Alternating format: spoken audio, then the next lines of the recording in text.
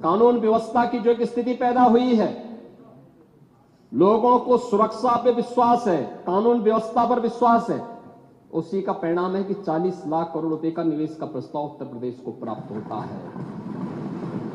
इतना निवेश, इंफ्रास्ट्रक्चर का एक कार्य, रोड की, रेलवे की, एयर कनेक्टिविटी की, ये उसी का परिणाम है जो सरकार कर रही है और लगातार उसको कर रही है।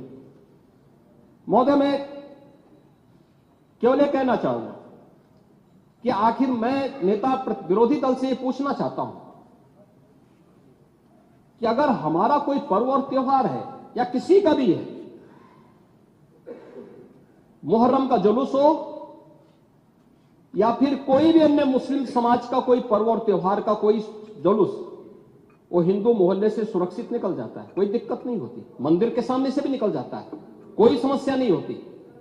लेकिन इस समस्या केवल वहीं पे क्यों खड़ी होती है जब कोई हिंदू शोभा यात्रा किसी मस्जिद के सामने से, किसी मुस्लिम बाहुल्य क्षेत्र से निकलती है, तब क्यों तनाव पैदा हो जाता है? तभी क्यों झंडा लगाने में क्या समस्या है? क्या भारत की धरती पे केसरिया झंडा नहीं लग सकता? क्यों नहीं लग सकता? क्यों नहीं लग सकता? मैं यही पूछना चाहता हूं, आखिर ये दंगे क्यों किए जाते हैं? और बहराइच का मामला, महाराजगंज उस कस्बे का, जहां के बारे में आप कह रहे हैं कि लगातार मुस्लिम बस्ती थी, मोना जी ने भी इस बात को कहा कि बस्ती थी, प्रशासन नहीं था, 4 कंपनियां पुलिस थी वहां पे, और दंगा सड़क पे नहीं हो रहा था, गोली घर के अंदर से चल रही थी। इस निर्दोष राम गोपाल मिश्रा की हत्या हुई और घर के अंदर से गोली चला करके उसकी निर्मम हत्या की गई। हमें इस सच्चाई को स्वीकार करना चाहिए। ये दंगा सड़क पे आमने सामने नहीं था। अगर पुलिस घर के अंदर घुसती तो लोग फिर कुछ और आरोप लगाते। पुलिस ने बचाव करने का अपना प्रयास किया, 4 कंपनियां वहां पे थी, और आप कह रहे हैं कि माननीय मोना जी ने भी कहा कि भारतीय जनता पार्टी के विधायक ने आरोप लगाए। भारतीय जनता पार्टी के विधायक ने इस हल्दी की घटना को लेकर के नहीं, इस महाराजगंज कस्बे की घटना को लेकर के नहीं, ये उस समय बहराइच कस्बे में थे, और बहराइच कस्बे में इनकी गाड़ी पर हमला हुआ, जो वहां से 30-35 किलोमीटर दूर है, वहां पे एक पथराव हुआ था। मैंने भी इनको कहा था, मैंने कहा देखो तुम्हारे उस क्षेत्र में दंगा हुआ है, तुम वहां तत्काल जाओ, लोगों को कंट्रोल करो। लेकिन उसको कैसे तोड़ मरोड़ करके प्रस्तुत किया जा रहा है। इन्होंने जो तहरीर दी वो दूसरे मामले में दी है, उसका इस घटना से कोई लेना देना नहीं, लेकिन उसको किस तरीके से जोड़ करके देखा जा रहा है। एक जिले में दूरी होती है, इसमें बहराइच से आपको भी वहां जाने में समय लगा होगा, और उस दूरी को आपने देखा होगा, तो ये उतनी ही दूरी है। उस घटना को उससे नहीं जोड़ के देखा जा सकता। लेकिन मैं पूछना चाहता हूं कि हिंदू मोहल्ले से और हिंदू मंदिर के सामने से मुस्लिम जुलूस निकल सकता है, तो मुस्लिम मोहल्ले और मस्जिद के सामने से कोई हिंदू शोभा यात्रा क्यों नहीं निकल सकती? क्यों नहीं निकल सकती? और यहीं पे विवाद शुरू होता है। यानी आप चाहते हैं कि आपके पर्व और त्योहार तो शांतिपूर्ण तरीके से मनाए जाएं। कौन कहता भी? आपके संबल में थे, शिया सुन्नी का भी विवाद हुआ था 1976 में। पूरा विवाद तो शिया सुन्नी का था। उस समय जामा मस्जिद के कब्जे को लेकर के इसी बात का विवाद था। आप इस सच को धूल मत डालिए उस सच पे। और लखनऊ का शिया सुन्नी विवाद ये भारतीय जनता पार्टी की सरकार के समय ही समाप्त हुआ है।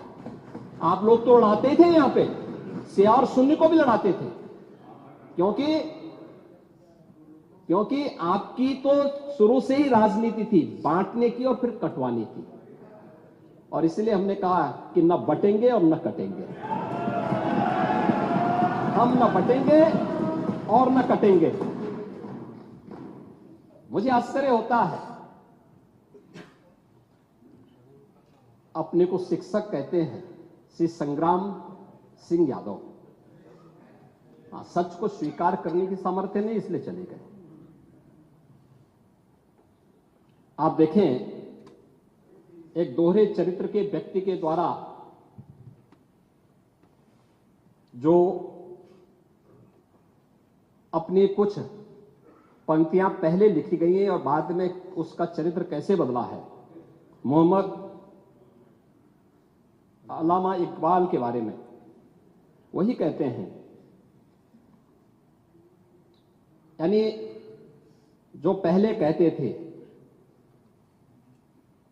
उन्होंने क्या बात कही थी बाद में, मुस्लिम हैं हम वतन हैं सारा जहां हमारा, चीन वो अरब हमारा हिंदुस्तान हमारा, तौहीद की अमानत सीनों में है हमारे, दुनिया के बुत कंधों में पहले वह घर खुदा का, तेगों के साये में हम पलकर जमा हुए हैं, मकरीब की वादियों में गूंजी अजा हमारी, बातिल में दबने वाले हे आसमां नहीं हम, हे गुलस्ता ये अब्दुल्लस वो दिन है याद तुझको, ये मौज ये दजला तू भी पहचानती है हमको, ये अर्ज ये पाक तेरी हुर्मत पे कट मरे हम, सालार ये कार्रवाई है मीर ये हिजाज अपना, इकबाल का तराना बाग ये दरा है गोया, मुस्लिम है हम वतन है सारा जहां हमारा।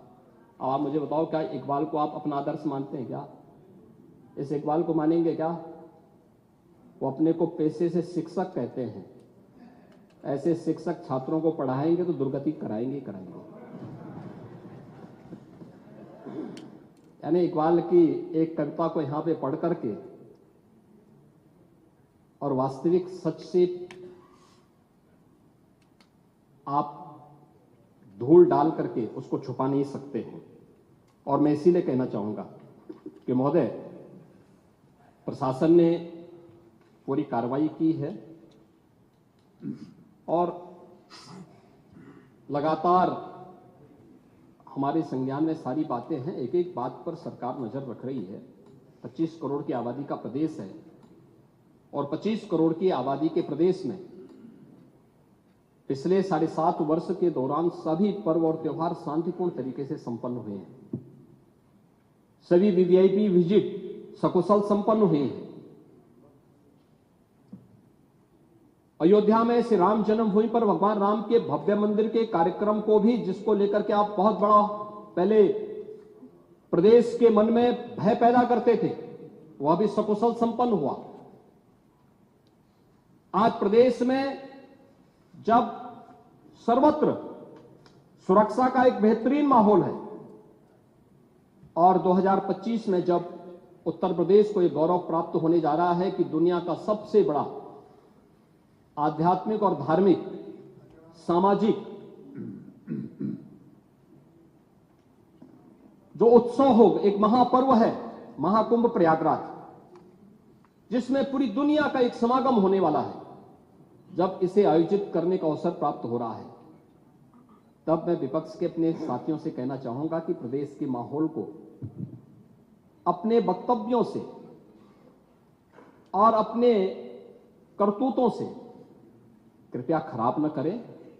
प्रदेश आगे बढ़ना चाहता है, विकास के अपने लक्ष्यों को प्राप्त करना चाहता है, लेकिन मैं इस बात के लिए आश्वस्त करूंगा कि 25 करोड़ जनता को सुरक्षा देना, उनकी हर प्रकार से हिफाजत करना, ये प्रदेश सरकार की जिम्मेदारी है। लेकिन अराजकता, पत्थरबाजी और किसी भी इस प्रकार के आदेश के खिलाफ जो माननीय न्यायालय ने आदेश किया है, उसके बाद भी कोई कानून को अपने हाथों में लेकर के कानून को ठेंगा दिखाने का प्रयास करेगा तो सरकार उससे सख्ती से निपटने का काम भी करेगी।